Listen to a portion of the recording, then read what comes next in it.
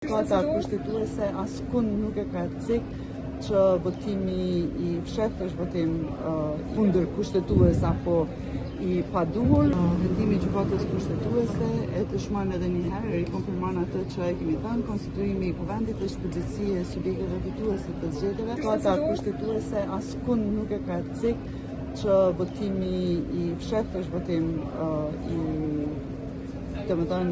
kundër kushtetues apo i paduhur, andaj besoj që edhe sot do të vazhdohet me të njëjtën votim. Gjithsesi, tani kemi edhe një konsultim të fundit përpara mbajtjes së seancës dhe siç e keni parë, edhe kryeministri Kurti, kryetari i Lëvizjes Vendosur, tashmë ka dërguar një ftesë për kryetarët e partive me shprehjen e vullnetit për arritjen e një konsensusi në mënyrë që të vazhdohet tutje.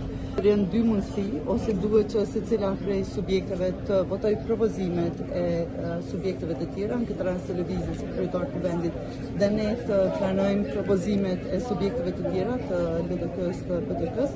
Ndërkohë, mundësia tjetër është të arrihet një konsensus me të gjithë emrat, pra nuk mund të ketë blokad për zgjedhjen e kryetarit. Lëvizja Vendosur është munduar që ta trajtojë vendimin e gjykatës kushtetuese në aspektin juridik, ashtu siç edhe pritet, përderisa gjatë mbrëmjes djeshme kemi pasur shumë interpretime politike.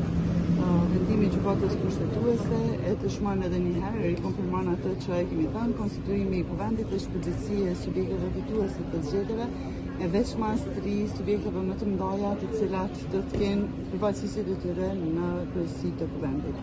Në linjë me këtë, natyrisht që ne do të vazhdojmë tutje.